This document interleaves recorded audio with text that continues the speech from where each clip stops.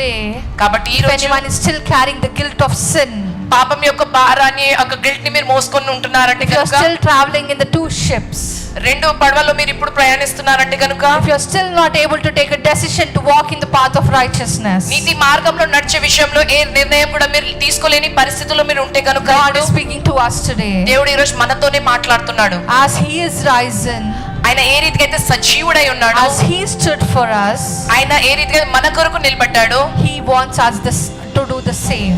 మనల నుంచి కూడా ఆయన అదే ఆశిస్తున్నాడు. Do you want to stand for the Lord? మీరు దేవుని కొరకు నిలబడాలనుకుంటున్నారా? Do you want to live for the Lord? మీరు దేవుని కొరకు Are జీవించాలనుకుంటున్నారా? you willing to live the righteous life?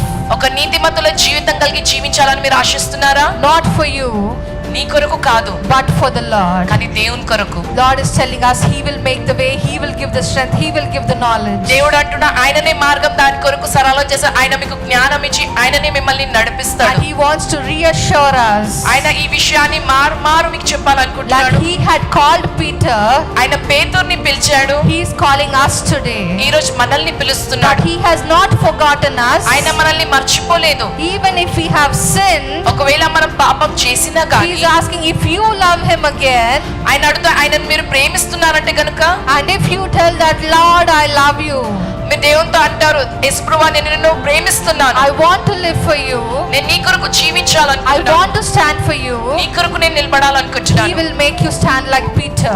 ఆయన మిమ్మల్ని పేతురు వలె So నిలబెడతాడు. if you want to be that person, మీరు ఆ వ్యక్తిగా ఉండాలనుకుంటే he will make the promises come true.